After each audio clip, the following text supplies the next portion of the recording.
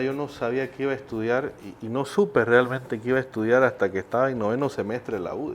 Bueno, si no estás en el lugar que te gusta estar, por lo menos prepárate para el lugar en el que quisieras estar. Generarte una visión organizada de las decisiones, pucha, es algo que lo valoro hasta el día de hoy, te puedo decir hasta en mi vida personal, digamos.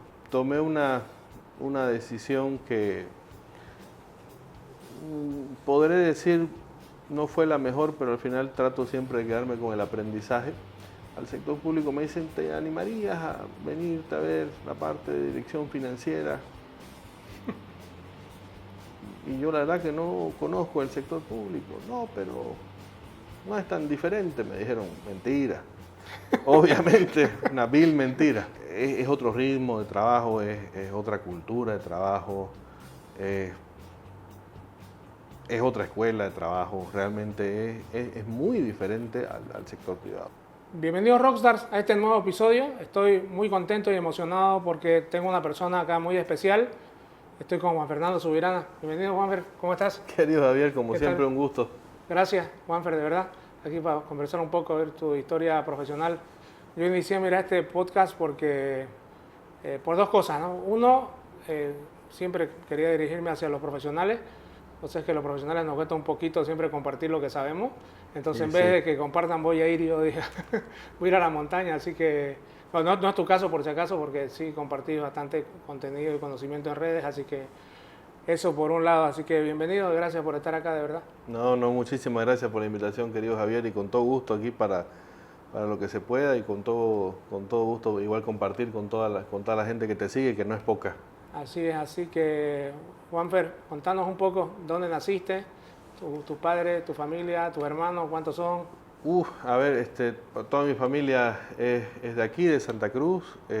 Yo nací, ya hasta el siglo pasado. Nací en el 83, el 25 de mayo. Soy el mayor de 3 hermanos. Mis padres igual son de acá, mis abuelos también nacieron acá. Me formé aquí, estudié acá. Prácticamente toda mi vida personal, laboral, académica, la he pasado acá, salvo un par de episodios muy puntuales que tuve que o viajar al exterior o algunas capacitaciones muy específicas, quizás fuera de Santa Cruz. ¿En qué colegio estudiaste? En La Salle, yo salí de La Salle. ¿Qué promo? Soy promo 2000. Promo 2000. Sí, ese al filo del... ¿Y cómo eras, sí. cómo eras de estudiante? ¿Era medio ñoño o no tanto? Bastante ñoño, diría yo. Sí, no, te pueden dar fe de eso mis compañeros, pero bueno. ¿Era de lo que te sentabas adelante entonces y hacías todo el trabajo? Más o menos, sí. Como me sentaba atrás, pero igual hacía todo el trabajo, digamos. No, sí, la verdad que era bastante matoncito en el colegio, me gustaba, digamos, tenía ese afancito por el estudio, siempre me cayó bien el estudiar, el estar cada vez aprendiendo cosas. Y en esa época la verdad que era bien raro porque no salí de bachiller sin saber qué estudiar. No, de verdad que no tenía ni la más remota idea. ¿Y en qué destacabas ahí? ¿En todo? ¿Si eras el mejor alumno? ¿Eras el mejor alumno del colegio? Al final salí como mejor alumno. Y destacabas en todo, ¿no? En todo menos educación física, evidentemente. Pero vos sabés, yo creo que esa es la desventaja de los mejores estudiantes, porque al final terminás destacando en todo y ustedes no sabes para qué sos bueno. Claro. ¿No? Te gusta todo, sos bueno en todo. Entonces, en cambio, los que somos promedio, por ejemplo, que yo siempre fui promedio, sabes que destacás en algunas cosas. Claro. Y sabes que sos malo en otras y esas malas, sabes que no vas a estudiar nada que claro, o sea, mis opciones iban entre ingeniería civil y derecho, digamos, ¿no? O sea, era cosas así. No, de verdad yo no sabía que iba a estudiar y no supe realmente que iba a estudiar hasta que estaba en noveno semestre de la U. Realmente yo no estaba convencido en mi carrera. ¿Qué empezaste a estudiar? Yo elegí por descarte, va a sonar muy feo esto, ingeniería comercial. Y te digo por descarte porque yo fui a la universidad a inscribirme y el día que me inscribía estaba ya estaba diciendo la D de derecho, estaba con la D afuera de la lengua y escuché atrás mío una voz muy familiar que dice derecho. Puta, vuelco y miro y era un amigo del colegio, buen amigo, buena persona, pero dije, 5 años con este de nuevo, no, ¿para qué que no? Entonces ahí le dije al que me estaba inscribiendo, oye, disculpe, ¿qué carreras tiene? Me mira y me dice, ¿cómo qué carreras tiene? Sí, le dije, todavía no sé, le dije. Me sacó tres panfletos, ¿no? Uno de esos, me acuerdo, presente tengo la ingeniería económica, ingeniería comercial y tenía otro, ya el tercero no me acuerdo. El del medio, le dije. Y así fue, entré en ingeniería comercial. Recién me comencé la carrera en 9º semestre. Ahí recién conocí ¿Qué te hizo dar ese clic? No, conocí un docente que me dio la materia de estrategia, me acuerdo que, maldito, Alex Vile. Tipo realmente la dio esa materia y dije, la miércoles, realmente esto sí me interesa, esto sí. ¿Estrategia sí, empresarial? Estrategia empresarial. Sí motiva, sí tiene un sentido de ser, digamos. No, hasta el 9º semestre ¿Pero qué pasaba con los...? Bueno, pues yo sé que sos docente, vamos a hablar después de eso, pero ¿qué pasaba del 9º semestre hacia atrás? No, yo seguía nomás, seguía avanzando. ¿Pero qué pasaba? O sea, ¿qué pasaba? Porque ¿qué no te motivaba? No, o sea, yo avanzaba en las Porque materias. estás hablando que si son 5 materias por semestre, por 9, o sea, 40 que no te convencen. Sí, o sea, yo avanzaba, había algunas que me gustaban, otras que no tanto, había en líneas enteras que decía, pucha, esto realmente, había materias que decía, realmente esto, me elegí esto, pucha, no, habían cosas que realmente a uno no le gustan, pero las hace, incluso me acuerdo ya en tipo tercer año, yo me senté con el decano de ingeniería, buena gente, el doctor Aranoca, que en paz descanse, en esa época, y le digo, doctor, me quiero cambiar de carrera. Y me mira y se ríe y me dice, pero... Y me conocía porque yo ya era ayudante, me acuerdo de ayudante cátedra en estadística. Y me dice, ¿y a qué querés cambiarte? Me dice, no sé, pues doctor, usted ayúdeme. Le digo, usted conoce su facultad. No, le digo, no me siento cómodo, le digo, con todo esto. A ver, me dice, vamos a entrar al sistema. No, muy tranquilo. Imprime mi avance académico, saca los pensum de sus carreras. Mira, me dice, te voy a ser sincero. Si yo te dijera, venite a alguna de estas, que esta es la que se parece más a la tuya, y aquí es donde encajarías mejor, y aquí no sé qué, te perjudico un año. No te quiero fregar. ¿Sabes qué? Acaba la que estás haciendo, y si seguís con esas ganas de que no te convence, volvé y hace 1 año y medio, y aquí te salís de la otra. Más bien que me dijo eso, nunca volví por ese 1 año y medio, pero más bien que me frenó ahí y me como que me empujó a que termine lo que estaba haciendo.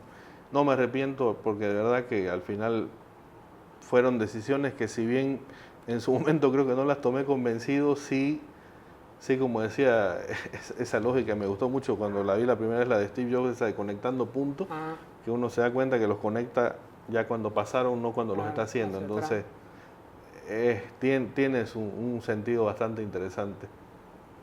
Y ¿Fuiste ayudante de cátedra de qué materia? Principalmente de las estadísticas, de todas, y de econometría. Y en alguna época, ya la última, también me aumentaron todas las investigaciones operativas. ¿Pero ingeniería comercial lleva econometría entonces? Sí, claro. En esa época llevaba Era una en esa época, ya después en los pensum nuevos le aumentaron 2 a econometría 1, 2 la partieron y ya la pusieron como opcional a los comerciales la segunda.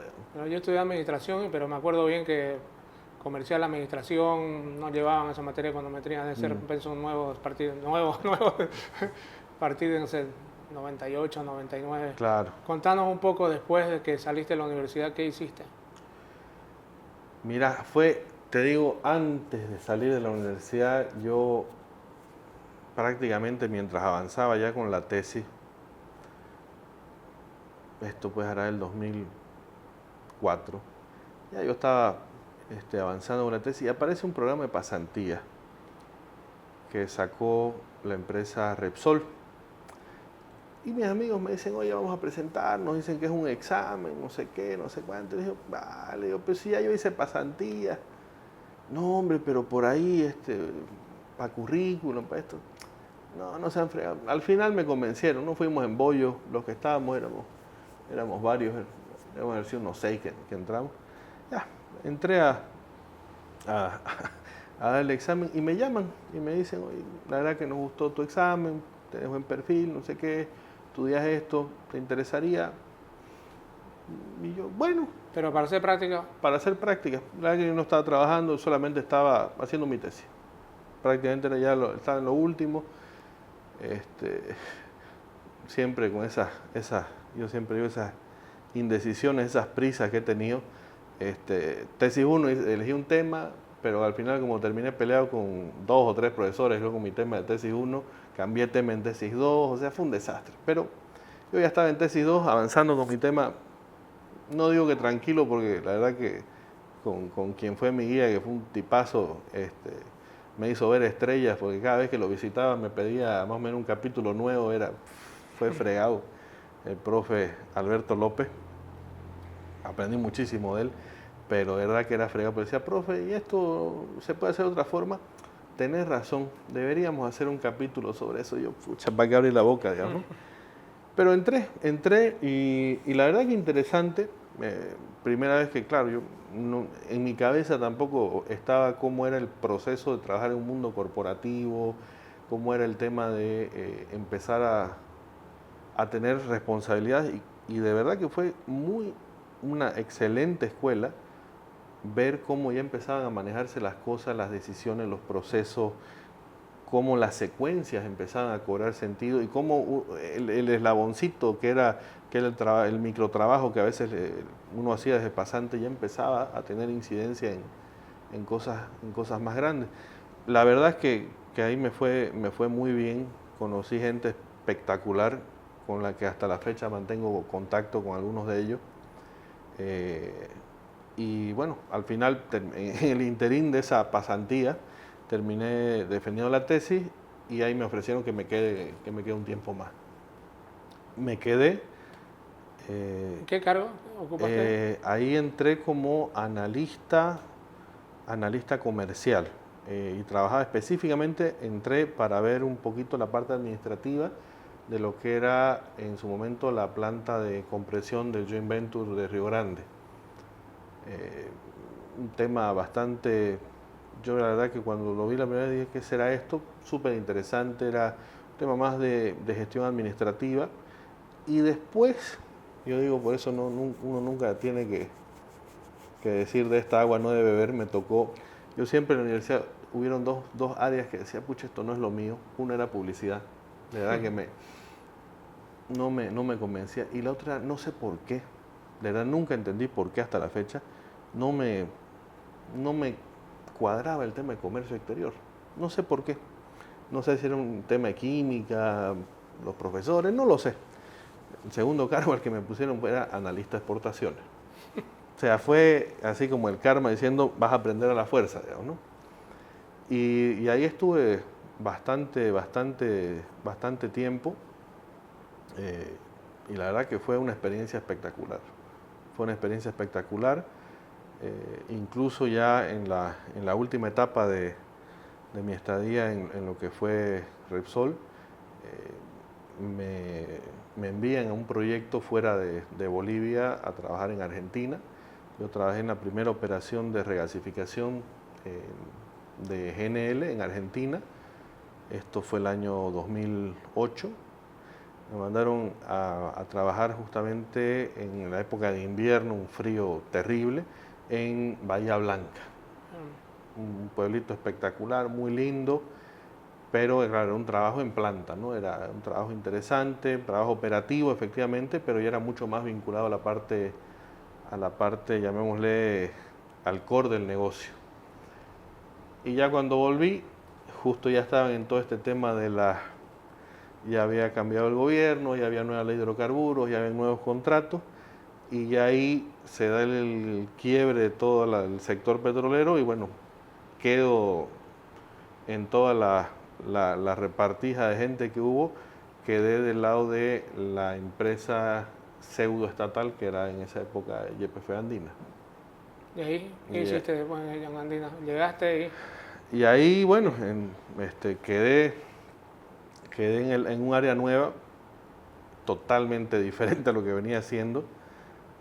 Porque claro, ya había pasado un área comercial, más de análisis, me mandaron un área más vinculada a la parte productiva y llegué, me dicen, bueno, a partir de ahora ¿Pero eran otros colegas de trabajo o cómo hicieron esa división, por ejemplo? fue un mix porque eran prácticamente como que partieron a la empresa que había, tomaron gran parte de esos colegas, añadieron otras personas que venían, se armó una nueva estructura prácticamente y crearon obviamente nuevas áreas, nuevos cargos. Y a mí me pusieron un área que era nueva, la verdad que yo nunca la había visto en ninguna estructura antes, era relación con socios. Pucha, yo dije, ¿y esto qué será? ¿Cómo se comerá? Y ahí empecé a interiorizarme un poco más el trabajo y era un trabajo más de conocer sobre temas ya más de comercio a nivel corporativo, es decir, cómo las asociaciones entre empresas permitían hacer algún tipo de negocios, cómo llevar de forma adecuada las relaciones, ya era otro tipo de trabajo. Pero obviamente en el interín, digamos que eso tampoco era lo mío, ¿no? Yo en paralelo seguía buscando, decía, a ver, siempre he dicho, bueno, si no estás en el lugar que te gusta estar, por lo menos prepárate para el lugar en el que quisieras estar, ¿no? En esa época yo ya empecé a buscar un curso de formación, yo ya empecé en esa época mi maestría, al final fue el elegir maestría igual fue todo un chiste, pero al final terminé eligiendo una maestría en finanzas, y al tiempo ya me pasan al área de planificación y es ahí donde prácticamente desarrollé el resto del tiempo que estuve ahí ¿Cuánto tiempo estuviste en ese último rol? Deben haber sido, a ver, por lo menos unos 13 años más o menos. 13 años, ¿eh? Aprox, entre todo el lapso. ¿Y cuánta gente supervisabas? ¿Cuánta gente trabajaba en tu equipo? Al final, claro, era un equipo pequeño, éramos unas 2, 3, eran unas 9, 10 personas, pero era una responsabilidad interesante que era el manejo de lo que era la gestión del plan estratégico, la gestión de indicadores, el aterrizaje en métricas y el seguimiento de lo que eran presupuestos y planes operativos. Entonces, y evaluación de proyectos, que ese era el otro rol del día a día que teníamos. La verdad que era un tema bastante interesante, un trabajo muy enriquecedor. Todos los días aparecían cosas nuevas, todos los días habían oportunidades de aprendizaje, de nutrirse, de conversar con personas técnicas, de poder un poquito ser, es lo que yo decía, era el puente entre el área administrativa y la parte 100% operativa. Entonces era un área súper interesante. No había nada estático, si bien habían procedimientos, sí, se cumplían, pero no era algo rutinario. Era literalmente como era evaluación de proyectos, entonces nacían ideas, había que evaluarlas, había que conocerlas, y obviamente en ese sector pues siempre variables volátiles como el precio, los propios riesgos, la naturaleza. Entonces fue una excelente escuela, yo siempre quedo muy agradecido en esa temporada porque al final entre toda esa temporada si sumo, deben haber sido unos 17, 18 años más o menos, toda esa etapa.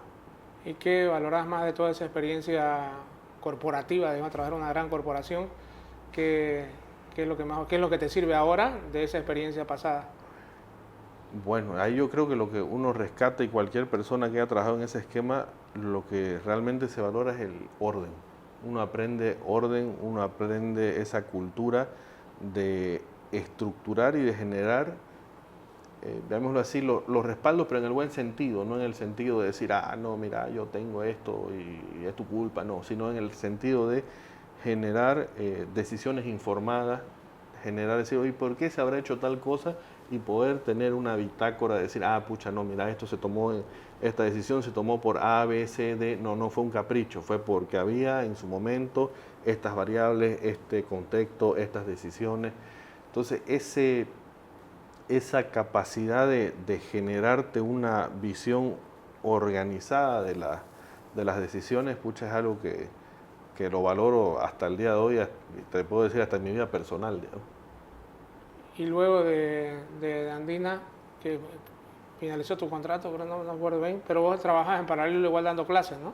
¿Te dedicaste de pleno después al mundo académico? ¿Qué hiciste? No, ahí el tema académico, prácticamente yo estoy con la academia desde el 2005 y sigo. O sea, Sí. ya es Ajá. el mes de junio, echando pluma, ya cumplo 20 años dando clases en pregrado. Posgrado también, ¿no? Posgrado ya son aproximadamente unos 15, 16 años. Sí, 15 años. Este, igual ese es otro mundo, es otro reto. Tenés que cambiar. Bueno, yo di clase, pero todos los días, daba clase de lunes a viernes, sábado más, y yo siempre decía que salís del trabajo y tenés que hacer un switch y Sí, cambiar el chip porque es otra cosa distinta, totalmente. o sea, Totalmente. No, es lo que yo digo, uno tiene que cambiar hasta de personalidad más o menos, ¿no? sí, sí, Es otra persona que sí, tiene que ir a pararse y hablar. No, es realmente otro rol, digamos, ¿no? Y sí, no, yo ahorita estoy en esa etapa, de lunes a viernes más sábado, y es demandante. Pero al final es como decía mi madre, ¿no? Sarna con gusto no pica, ¿no? Entonces sí, pues. uno lo termina disfrutando, ¿no? Pero sí, no, al final esa etapa tomé una decisión que podré decir no fue la mejor, pero al final trato siempre de quedarme con el aprendizaje. Fue una decisión laboral en la que entré que me enseñó muchas cosas, principalmente cómo no hacer las cosas. Entré al sector público. O sea, que te retiraste de la empresa privada para entrar al sector público o es porque... No, al final salgo del sector privado, termina esa etapa, seguía en paralelo obviamente de la actividad académica y estaba en mi mes sabático mientras organizaba y decía, bueno, voy a empezar un proceso de abrir una consultora. Mucha gente, amiga, ya me había dicho que Un sería proceso de bueno. reflexión, digamos, un poquito, Sí, ¿no? sí, ya estaba en esa introspección y me acuerdo justo ya estaba con toda la idea lista, con algunos amigos abogados ya empezando a abrir los trámites para abrir la empresa consultora y bueno, y recibo en ese fin de semana, ya el lunes iba a empezar los trámites, pero recibo el fin de semana y me dicen una invitación, me dice al sector público, me dicen, ¿te animarías a venirte a ver la parte de dirección financiera? Y yo la verdad que no conozco el sector público. No, pero no es tan diferente, me dijeron. Mentira. Obviamente, una vil mentira. Claro, no estuve como ¿Cuántos tuviste? año y medio, no, sí, año y medio aproximadamente.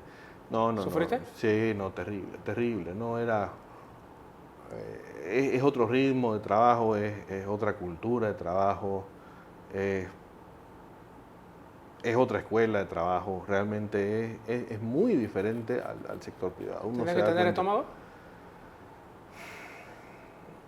o no tenerlo. Es bien interesante, ¿no? Porque del orden, es lo que yo decía, ¿no? Del orden absoluto en el sentido de calendario, decisiones con fecha, casi con hora, reuniones que se hacían de forma religiosa para tomar decisiones muy puntuales, pucha, a un ambiente casi caótico, ¿no? O sea, uno ve y realmente ahí uno entiende muchas cosas y dice, pucha, qué complicado es este tema porque el propio sistema está diseñado en el aparato público para ser complicado. O sea, el sistema en sí es distinto a la lógica normal de un privado. Si bien me dirán, no, pero es que hay sistemas, no sé qué, claro, y lo llegué a conocer, lo llegué a administrar, lo llegué a usar el sistema, pero realmente es totalmente distinto a lo que sería una visión privada, es diferentísimo, diferentísimo.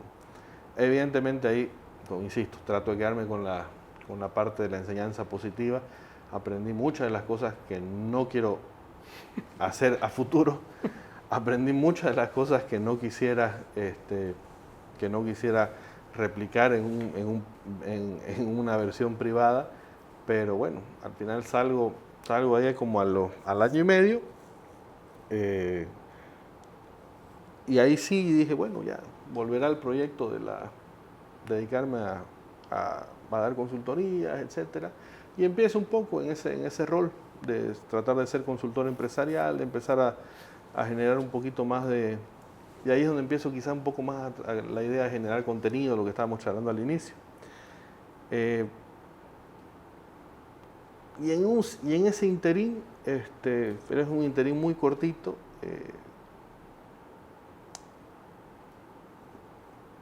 trabajo 6 meses, fue un semestre, sí, 6 meses y poquito en la UPSA como jefe de carrera. Me dice, no. ¿No tuviste más tiempo en la UPSA? Pensé que tuviste más tiempo. Sí, todo el mundo piensa, pues, porque me ven por ahí en los pasillos todo el tiempo, ¿no? Ya tengo un código de barra aquí en la nuca. No, estuve como 6 meses, un poquito más quizá. Y de ahí al final me retiro, temas varios, y vuelvo otra vez, insisto, sigo insistiendo yo con mi proyectito de apoyar empresas. Y bueno, al final me hacen otra invitación de entrar a una institución justamente académica. Y bueno, y ahí sigo como apoyando en la parte académica del Instituto Superior CRECE, dependiendo de la Fundación CRE. Pero obviamente en paralelo sí ya he podido instaurar, digámoslo así, en el tiempo libre, digamos, entre el trabajo y las clases, ese espacio, esa franja horaria para poder ayudar a empresas y también para generar análisis, contenido, y un poquito también para ayudar a generar opinión, porque es algo que empecé hace poco, o sea, me di cuenta realmente, digo, pucha, lo sentí que había sido mucho, pero otro día me di cuenta cuando me salió uno de esos recuerdos ni siquiera fue de Facebook, de TikTok, de la primera vez que subí un video de una entrevista que me hicieron, y me dice, hace un año de esta entrevista. Yo la miro y digo, ah, caramba, esa es la primera entrevista que hice. Y fue hace un año y medio, una cosa así, digamos, ¿no? Entonces ahí me di cuenta, pucha, hace poco tiempo, pero realmente ha sido es un trabajito aparte el estar generando contenido. Nadie mejor que vos que permanentemente, de forma diaria lo haces, lo debes saber, pero es un trabajo aparte también darse el tiempo para generar, estar actualizado, tratar un poquito de orientar a la gente. Por ejemplo, temas como lo que estábamos charlando aquí al entrar, ¿no? O sea, cosas como las que pasaron el Jueves Santo, digamos el 17, que pum, aparece la nueva calificación de riesgo país y ya tenés que estar actualizado, ya tenés que estar hablándole a la gente. Es un tema demandante, pero es un tema interesante, de verdad que motiva mucho. Y básicamente ahí ando, en eso estoy ahora. Creo que ha sido un camino. Por eso cuando me dijiste, charlemos de tu vida profesional, yo te dije, uy, es largo, digamos, pero es interesante. La verdad que me puse a pensar desde que me llamaste para este espacio. Pucha, a ver, ¿qué digo que no sea tan largo, tan aburrido, pero más o menos ese es el resumen de lo que te puedo contar, querido Javier. ¿Qué te gustaría hacer, por ejemplo, de acá a poco, ¿no? Tu ideal, digamos, de actividad profesional? ¿Te gustaría hacer solamente consultoría de qué tipo? Dijiste empresarial, pero más tirada a la finanza, más consultoría de tipo económica. Yo lo denominaría consultorías a nivel estratégico. ¿En qué sentido? Porque la finanza, si bien es una parte vital de cualquier empresa, pero no es la única parte, ¿no? Entonces hay decisiones que necesitan un poquito más de contexto. Los números a veces no son únicos para algunas decisiones, se necesitan otros elementos de decisión.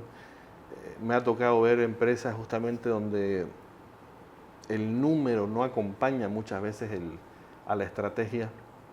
Hay empresas que dicen, no, ahí pierdo plata, yo sé, me decía el caso de donde yo sé que pierdo plata ahí, pero yo lo quiero hacer porque yo quiero ese mercado, porque yo siempre quise ese mercado y yo voy a apostar por ese mercado. Ok, digamos, se entiende, se respeta, vaya por ese mercado. 5 años después lo veo y efectivamente fue una apuesta exitosa, le fue bien, creció. Efectivamente, él me lo vuelvo a encontrar y me dice, sí, mira, perdí como en la guerra 3 años, pero ya ahora estoy posicionado, hice una buena escalabilidad, fue una buena escuela y es más, pudo atraer socios, lo capitalizaron, entonces fue una apuesta exitosa. Pero ojo, tampoco el mensaje es no vayan a lo loco, no es como no es como los dibujos animados, ¿no? El corazón no los va a guiar, digamos, no es eso, ¿no? Sino que siempre es bueno tener una visión un poquito más integral y eso sí me gustaría poder apoyar, poder aportar y obviamente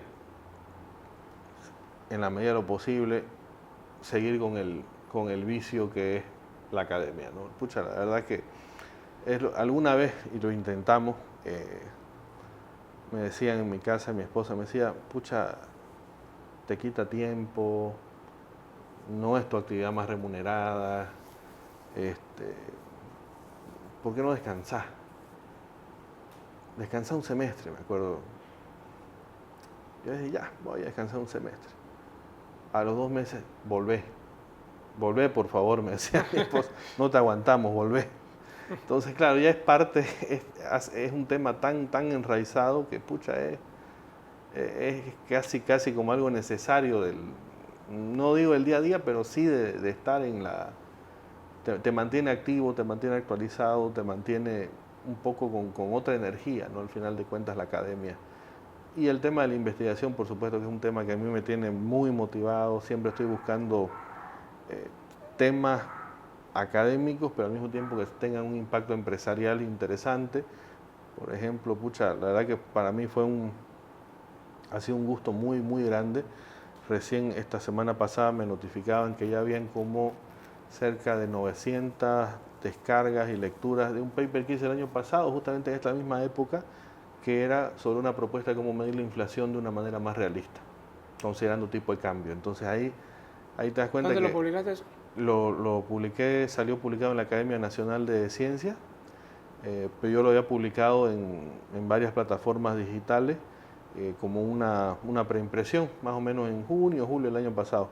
Y esa preimpresión ya tiene como 900 descargas, incluso hay varias personas que me escribieron de varios lugares, me pidieron, pucha, ¿me puede explicar esta parte? Me indica esto, no sé qué. Incluso algunas empresas me dijeron, ¿y este documento en cuánto lo venden? No lo vendo, le digo, está gratis, le digo, ahí está. Pero le digo, ¿y para qué lo va a usar? No, es que quiero definir mi política de reposición de valor al empleado en base a esto. Ah, pucha, no, úselo, digamos. O sea, y ahí la verdad que son esas cosas que te motivan, ¿no? Cuando la gente reconoce un poco y es un trabajo híbrido, yo digo, ¿no? Porque es academia, mundo real y salen ese tipo de cosas interesantes, ¿no? ¿Qué pasa con el vínculo entre la academia y el vínculo entre la academia y las empresas? Yo, por ejemplo, lo que noto, no he hecho tanta consultoría financiera, pero cuando he ido a una empresa veo que hay mucha deficiencia, digamos, de conocimiento teórico académico. Te hablo, no sé, cualquier cosa, por ejemplo, cómo se descuenta un flujo de caja, qué tasa vas a usar, cómo se calcula la tasa, o sea, esos temas más técnicos. Yo veo que incluso la gente que trabaja en el área financiera no sabe. O sea, ¿por qué hay una desconexión a veces entre lo que pasa acá en el mundo empresarial, lo que pasa en la academia? ¿De qué forma se nutre la academia a la parte empresarial? ¿Cómo lo ves ese tema? Mira, lo que pasa particularmente es que el ámbito financiero debe ser uno de los que más ha evolucionado en las últimas décadas. Y el problema, y no es que sea algo malo o bueno, simplemente que cuando uno ya termina la etapa académica y se dedica a trabajar, ya está, se dedicó a trabajar y no todo el mundo tiene o le interesa actualizarse en temas académicos. Y está bien.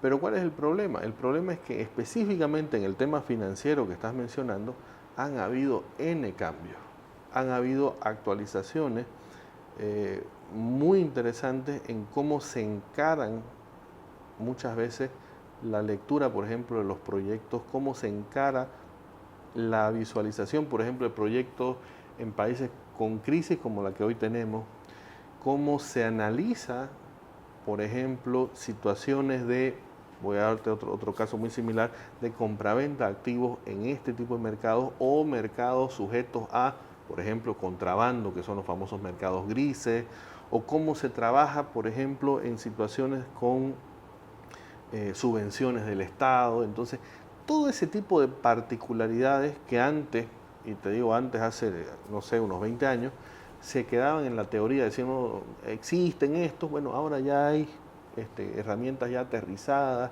ya hay metodologías específicas, y que no son temas del otro mundo, ¿no? O sea, son cosas que te entran en un Excel con facilidad, y ahí si querés volverlo más fancy, digamos, en un Python, digamos, ahora que está de moda, pero al final del día es cuestión son actualizaciones cortas, no son grandes, llamémoslo así, no son grandes cursos que se demandarían, pero claro, es esa brechita que está faltando muchas veces entre el profesional que dice ya estudié lo que tenía que estudiar, ahora trabajo, y quizá le está faltando esa reactualización en algunos temas que ya hay una solución para el problema que hoy tiene que antes no había. ¿Qué pasa con las otras áreas? Por ejemplo, hablaste de un tema puntual, está bien, estoy de acuerdo, el tema financiero, pero ¿qué pasa con las otras áreas del área comercial? Eso también igual avanza. No sé si avanza al mismo ritmo, a la misma velocidad, pero ¿qué está faltando? ¿Crees que hay un tema de mucha comodidad del profesional, digamos, que se quedó obsoleto? Porque yo conozco profesionales y te hablo así, que no han leído un libro después que salieron de la universidad.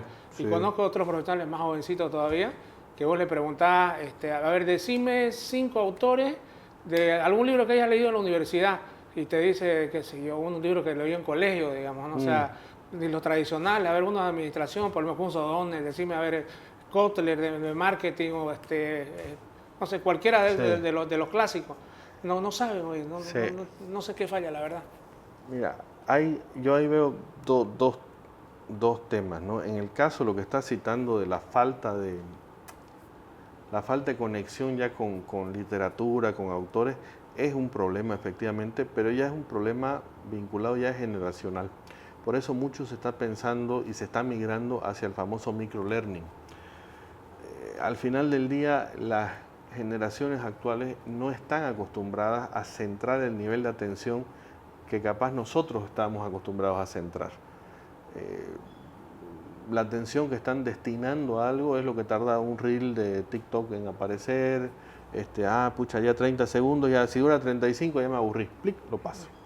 Entonces, hay que reencauzar un poco, yo creo, eso. Hay que utilizar ese tipo de plataformas desde la academia para llegar al estudiante, eso por un lado. Y por el otro lado, lo que acabas de decir me parece súper interesante, ¿no? O sea, ¿qué ha pasado con las otras áreas? ¿Qué ha pasado con las otras vértices del área empresarial, de la empresa como tal? No es que se hayan estancado, sino que los cambios no han sido tan significativos. Hasta, y ahí viene el tema, que aparece, yo creo, un elemento que es disruptor total, que es el tema de la inteligencia artificial.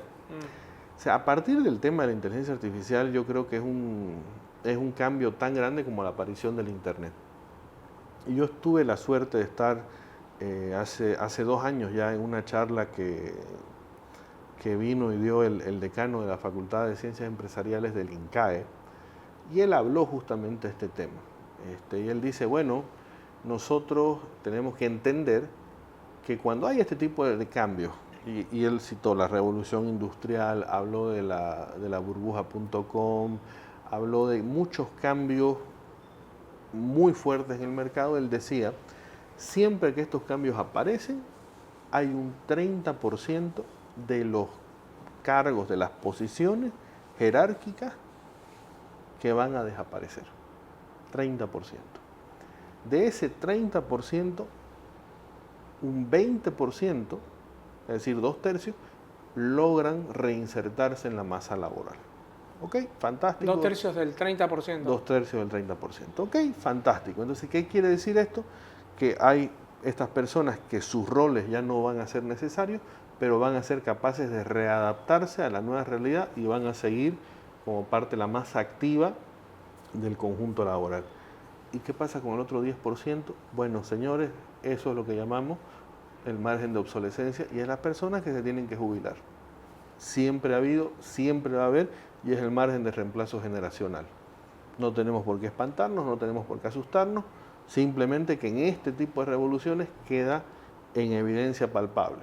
Si no hubieran estas revoluciones, siempre va a estar el 10% de personas que se jubilan y del reemplazo que llega, obviamente, fresco de la academia directo al mundo laboral. Los jubilen, ¿no? Los jubilen o se jubilen o lo que fuere, digamos, pero siempre a ver. Solo que ahora, en este tipo de momentos, queda palpable de que necesitan jubilarse. O sea, ya es un tema... Pero eso es una obsolescencia temprana, porque vos conocés profesionales de 45, claro, 40 años, o sea, que no están para edad de jubilación, digamos, no supuestamente, no, o sea, y ya están... Sí, pero... Y no logran reinsentarse todavía laboralmente, ¿no? Sí, pero yo creo que, a ver, ese tipo de personajes yo creo que es cuestión de actitud y es cuestión de ponerle un poquito de empeño. Yo creo que se puede. Ahí sí yo creo que es cuestión de ganas, es cuestión de empeño. No, si aprendiste a usar un correo electrónico, podés aprender a usar claro, un chat GPT, digamos. Entonces, no hay tales, digamos. No, ahora, si me decís, no, es que yo no aprendí a usar el correo electrónico y sigo manejándome con máquina de escribir, no, ahí ya debes tener 90 años y creo que ya es hora de descansar, digamos, ¿no? Pero bueno. ¿Cómo ves el mercado laboral? Ahora está duro, pero está duro por la situación en la que estamos, ¿no? Al final del día... estamos en una etapa, al final de cuentas, donde la economía se nos ha achicado mucho. Esa es la realidad, ¿no? 2023 crecíamos al 3%, 2024 crecimos al 2.8%, 2025 los mejores organismos, los más generosos, nos ponen crecimiento de 1,5%. Entonces, claro, cuando ves que cada vez la torta es más chica, el mercado laboral responde de la misma manera, o sea, cada vez es más pequeña la oportunidad que tenés de insertarte, de reinsertarte, de crear, y es donde aparecen también muchas veces temas como por ejemplo el pluriempleo. Muchas personas que no tienen una única fuente de ingresos. Conozco muchísimos amigos que tienen un trabajo estable, pero que el fin de semana aparte se dedican, no sé, venden comida, por decir algo. O ponen su negocio de reparación de algún tipo de cosa, porque son hábiles con temas manuales y pueden repararte, qué sé yo, tu parrilla o lo que sea, digamos. O sea, y empiezan a generar un poquito de economía informal. El mercado laboral ahorita está complejo en ese sentido, pero yo soy uno de los pocos, creo, optimistas con el futuro. Yo creo que esto se compone al año.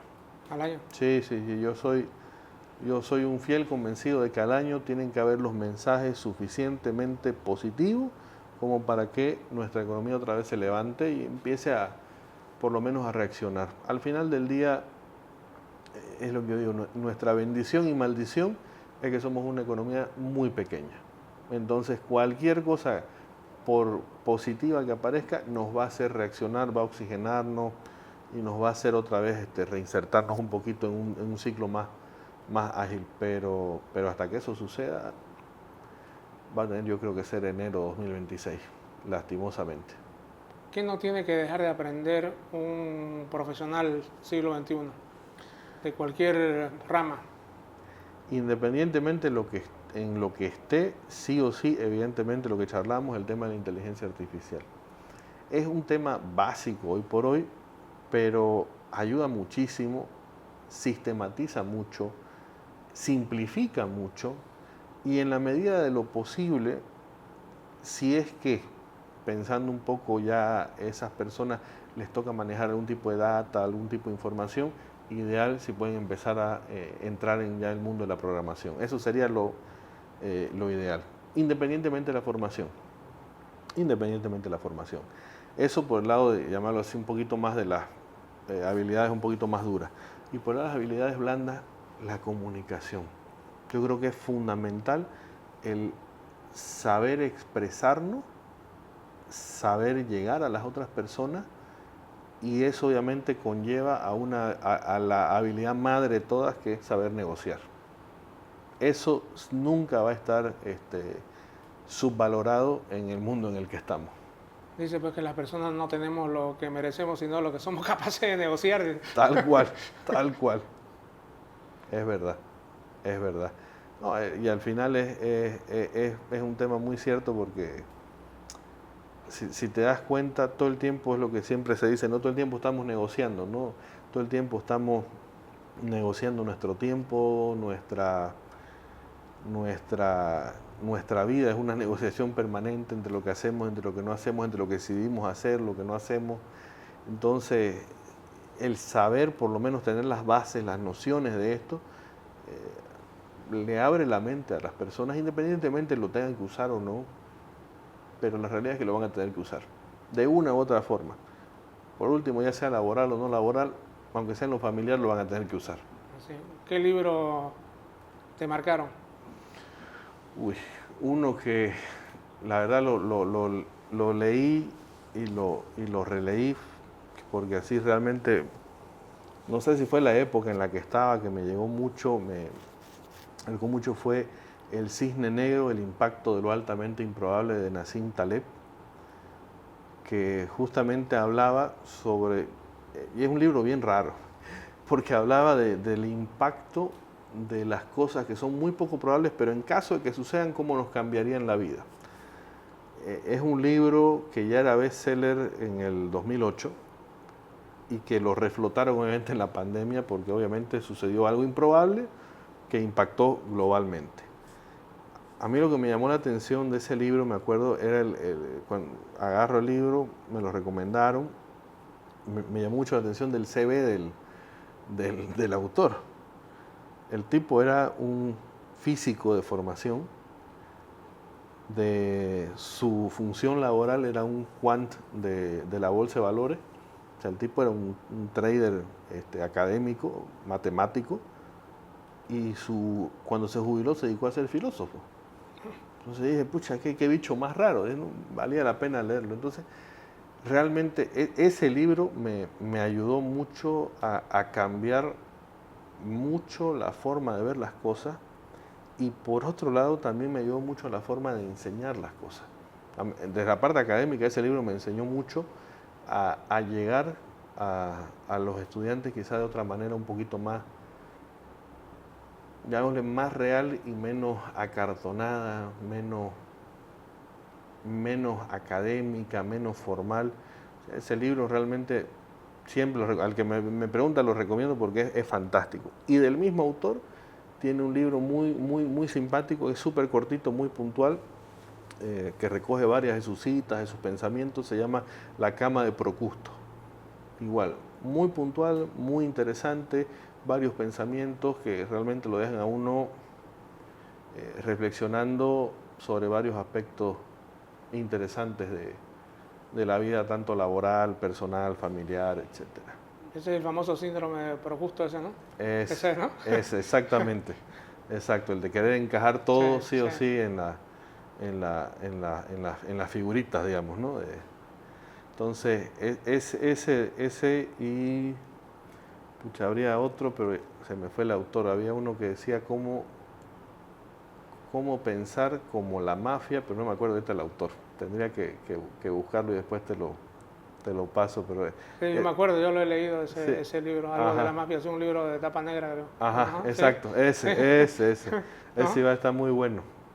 Ese igual está muy bueno, y bueno, igual que va más o menos por la misma línea de los libros de Robert Greene y del tema de las 48 leyes del poder. Sí. Cómo liderar como la mafia, algo así, no me acuerdo cómo se llama, lo tengo ahí en la computadora, ¿no? Sí.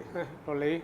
Pero son de ese estilo, porque al final de cuentas como que son interesantes porque te sacan de lo académico, no terminas de salir de lo laboral porque estás hablando de temas ya empresariales, y te dan una visión diferente. Yo creo que sí vale la pena a veces salir un poquito de esa caja y y mirar las cosas con cierta distancia y también autoevaluarse muchas veces, no decir, pucha, habré hecho bien, habré hecho mal,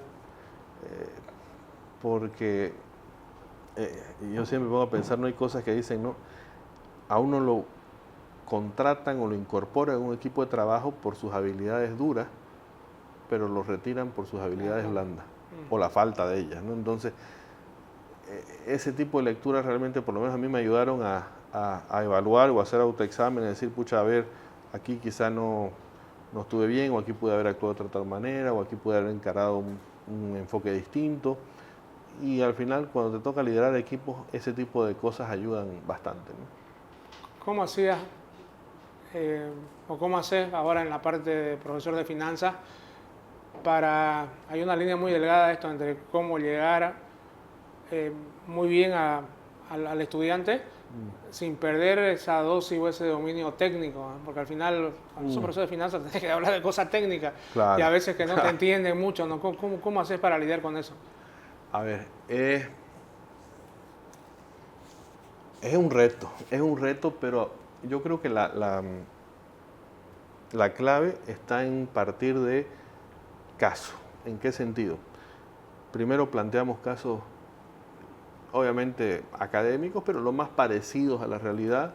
Qué sé yo, les traigo información financiera, les digo, bueno, esta empresa se dedica a hacer esto, funciona de esta manera, los directivos tienen esta visión, han tenido este tipo de problemas, analicemos y resolvamos. Ok, entonces de entrada ya les doy un contexto para que no sean unas cálculos, lo que yo digo, no me sirve si son calculadoras, o sea, para eso tengo el Excel. O sea, yo no tengo problemas en hacer los cálculos. Es más, o sea, yo se los hago los cálculos, si quieren le digo a los chicos, pero me interesa que me den interpretación en base a los números. Entonces ahí se vuelve interesante porque, claro, con un poco de contexto, con un poquito más de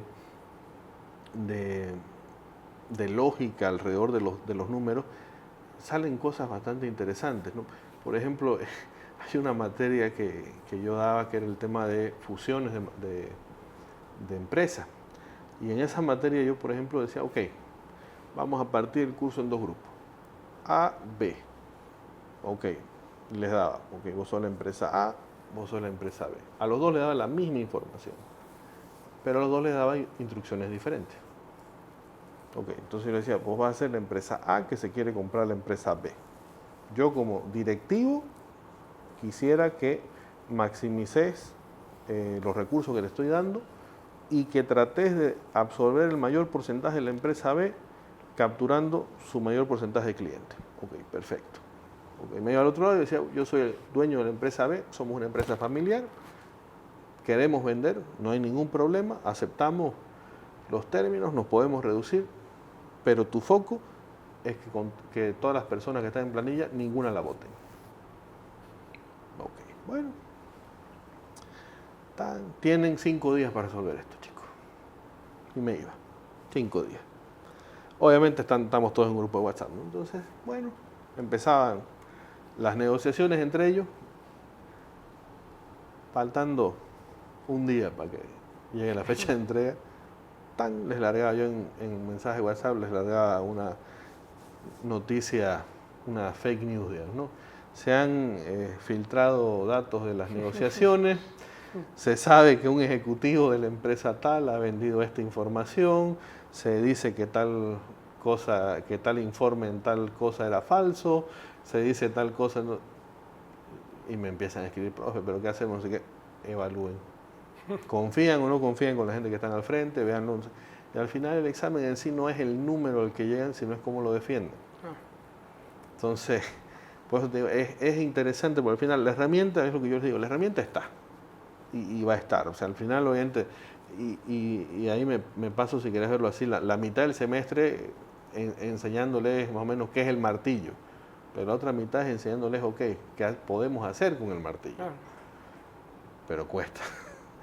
Cuesta darles el contexto, pero es interesante y de verdad que he tenido buenas respuestas, siempre he tenido buena visión por parte de los chicos, es bastante interesante lo que se puede ver.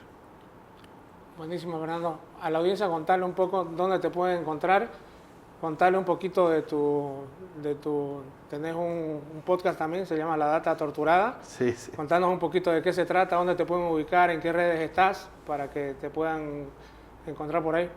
No, claro que sí. A ver, pues La Data Torturada es un proyecto que nació hace ya, este es el tercer año, justamente empezó con este tema de la virtualidad, empezó con este tema de poder compartir y comunicarse con audiencias cada vez más grandes. Y justamente ahorita ya lo tengo en YouTube, inicialmente lo tenía solamente en Spotify.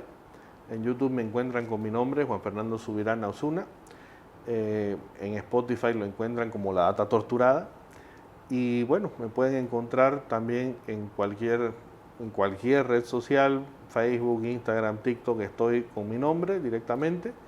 Y si necesitan algo, bueno, LinkedIn también. También LinkedIn, exactamente, en LinkedIn ahí nos vemos seguido con Javier.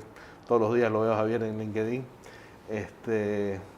Igual con mi nombre y bueno, para lo que necesiten, con todo gusto, ahí pueden contactarme. Y bueno, y La Data Torturada es un proyecto que trata, un poco para que lo conozcan, trata de mostrar eventos por lo menos de coyuntura económica, financiera, explicarlos un poco más en lenguaje me atrevo a decir, un poco más de calle y con un toque, en algunos casos, de humor un poquito ácido.